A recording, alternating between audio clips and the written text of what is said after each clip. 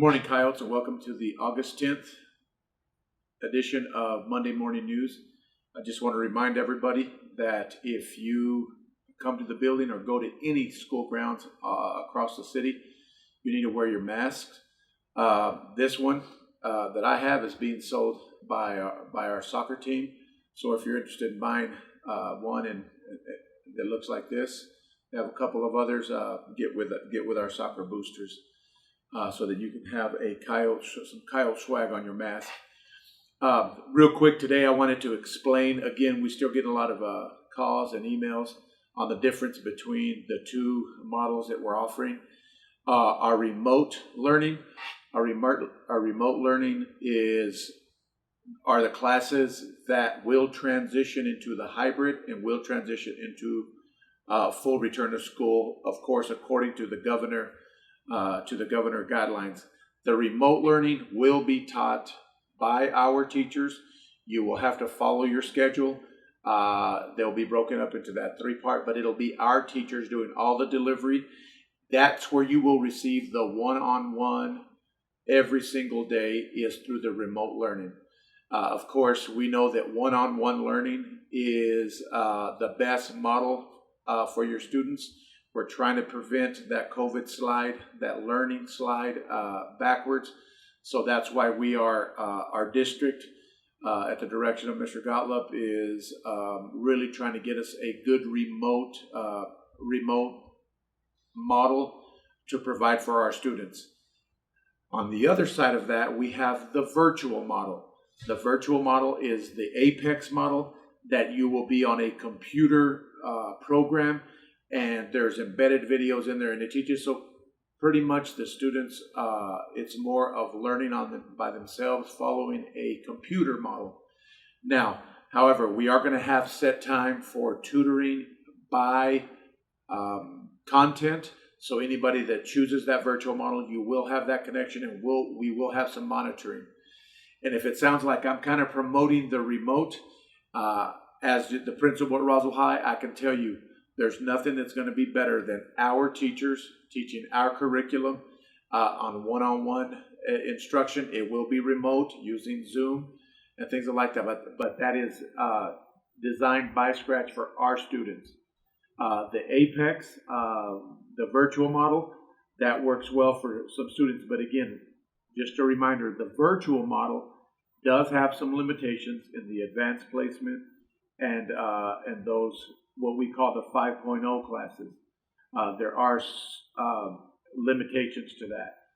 So please just be careful. In addition, as you're trying to acquire electives towards graduation, the remote model has everything we have to offer with all of our teachers that will again transition into eventually we're going to be going full live, whether that's a month, whether it's 6 months, whether it's a year, we really don't know. It all depends on us and how we take care of ourselves, right?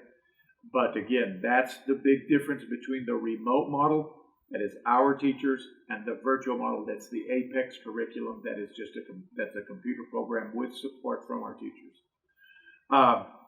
Now, it's getting close. Again, students, reminder that you will start August the 20th, are the first day of classes. You will, now some of you have been on Power School already and you're checking your schedules. These are draft schedules. We still need to do schedule changes, as if we were going live, you'd have to look at your schedule, do schedule changes, whatever. So we have your schedule change requests. If you would just look in the description, and we have a link. We have the link in English and Spanish so that you could do a request. Once you do a schedule change request, that'll go straight to your counselors, and then your counselors will call you individually in order to update your schedule. Now, we're hoping that August the 14th, that's this Friday, we will be able to have the schedule request changed, changes complete, so that we can print schedules and have those ready for you August the 14th, which is this Friday. So we'd like to put a deadline of all schedule requests need to be submitted by Wednesday. Now, of course, we're going to have people out of town and all that. We can always change after, but in order to get a number for everyone's course count, we hope that by Wednesday at midnight, we're able to have all those course request changes in so that we could print by Friday, okay? That way our counselors can finish up Thursday and we print. So the last thing now are schedule pickups. Schedule pickups will be scheduled for August the 14th. That's Friday. And what we're going to do is we would like to have, again, and this is some information that got out last week. It kind of got confused. For some of you guys, you thought we were going to hand out draft schedules. Draft schedules, you can just go on PowerSchool and look by yourself. But the final schedules do need to be picked up. Final schedules are important to be picked up because that's got your new password for your Google platform and your district password, okay? Username and password. So it's very important that you come pick those up. In addition, when we do the passwords and do your schedule pickups on August the 14th of this Friday, you're going to be able to, those of you that need it, check out a device.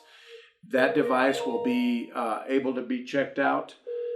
You'll have to do a contract, a district contract, and once you do that, you'll be able to get your schedule, your new password, and also your device. Just a reminder, if you have a device that you use, please do not request one, because if you're just getting it as an extra, you're going to be possibly take a device away from someone who really needs it. Okay, so with that being said, I believe that's all I have for you this morning, Coyote Nation. Hope to see you guys soon, and please be safe. And again, always wear a mask if you go to any school property. Thank you. Go Coyotes.